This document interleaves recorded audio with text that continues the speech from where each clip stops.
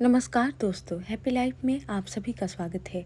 और आज मैं बात करने वाली हूँ कि ट्विन फ्लेम ही कभी कभी क्यों भूल जाते हैं अपने इतने प्योर रिश्ते को। इस धरती पे आके क्यों वो किसी और से शादी कर लेते हैं या किसी और के साथ कमिटमेंट कर लेते हैं। आज मैं इसी टॉपिक पे बात करने वाली हूँ। बहुत सारे ट्विन फ्लेम हैं जिनके डीएम किसी अलग पार्टनर से कमिटमेंट करते हैं, उनके साथ मैरिज भी कर चुके हैं और हैं इनके ट्विन, लेकिन आपको वैल्यू नहीं देते। या कोई डीएफ को वैल्यू नहीं देता तो कभी डीएम डीएफ को नहीं, तो कभी डीएफ डीएम को नहीं।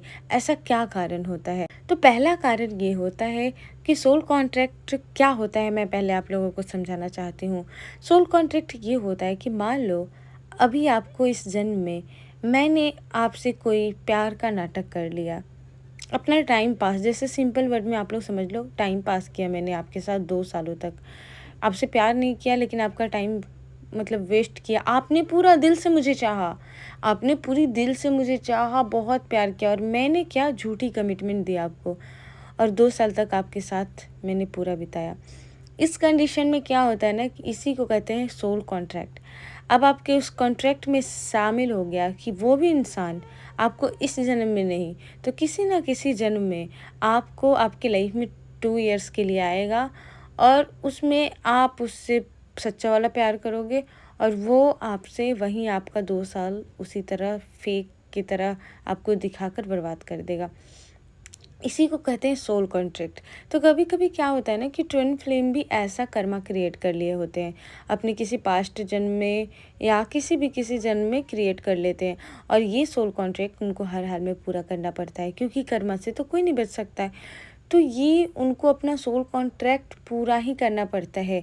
अब सोचो कि हो सकता है कि वो उनकी शादी उनकी कार्मिक से भी हो, कार्मिक से ही वो कमिटमेंट में हो और कार्मिक से ही वो अपना शादी कर लिए हो या करना चाहते हो, लेकिन वो क्यों उनकी मन हो रही है शादी करने का आपको लोगों को नहीं पता है, क्योंकि वो सोल कॉन्ट्रैक्ट में उनके शामिल है। और हो सकता है कि अ, इस बार वो एक अच्छा कॉन्ट्रैक्ट साइन करें। जब हम किसी के साथ अच्छा करते हैं ना, इसीलिए कहा जाता है कि आप किसी के साथ कभी बुरा मत करना। भले इस जर्नी में आपको थोड़ा पेन होगा, लेकिन आप किसी को धोखा मत देना। आप जो हो न्याय और सच्चाई के रास्ते पे चलना, ईश्वर आपको हर जगह पे साथ देंगे।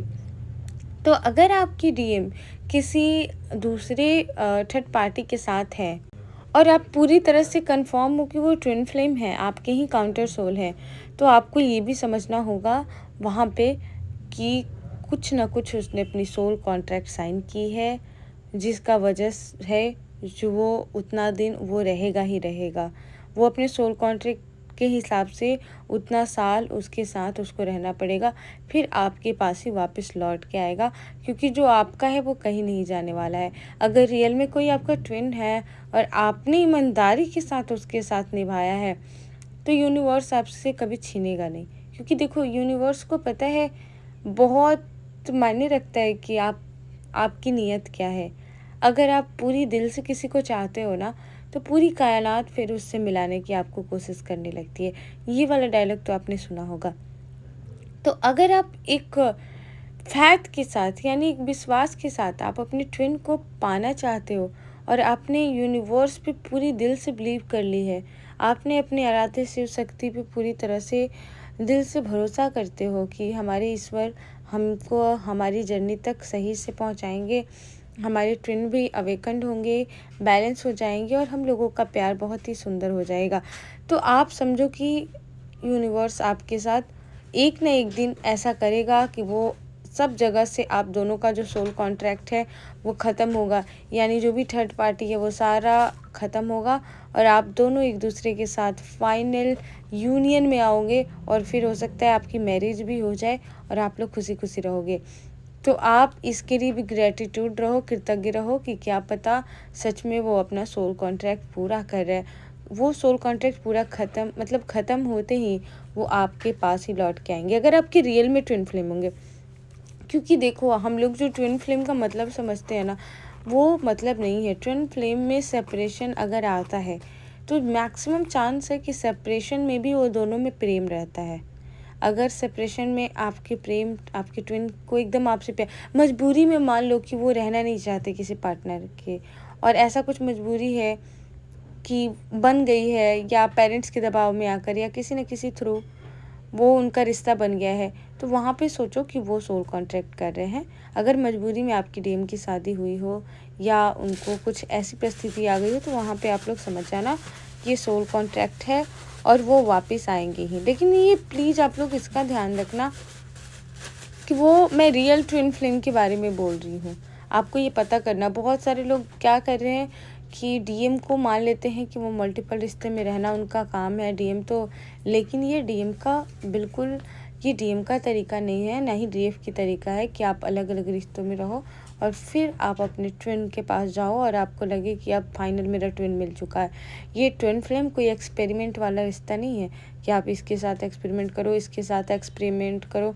बहुत सारे लोग अपने वीडियो में बताते हैं कि अलग अलग पार्टनर से एक्सपीरियंस होता है, फिर उनको अपने ट्विन फ्लेम मिलते हैं, तो बिल्कुल रॉन्ग है। ट्विन फ्लेम एक पूरी तरह से स्पिरिचुअल कनेक्शन है, एंड स्पिरिचुअल कनेक्शन के साथ साथ पूरी तरह से प्योर प्रेम को दर्शाता है। मतलब बोल सकते हैं ना, आत्मिक मिलन को दर्शाता है कि आत्मा रूह का प्रेम क्या होता है उसको दर्शाता है। तो अगर आपका पार्टनर अगर थर्ड पार्टी में है, अगर उनकी इच्छा इमोशन पूरी तरह से आप जानते हो कि वो ईमानदार है, अगर किसी वजह से उनको अपनी मैरिज करनी पड़ी है या सोल कॉन्ट्रैक्ट कुछ ऐसा होगा जो वो फंसे हुए हैं, तो आप लोगों को अपना इनर वर्क बस ईमानदारी से करो।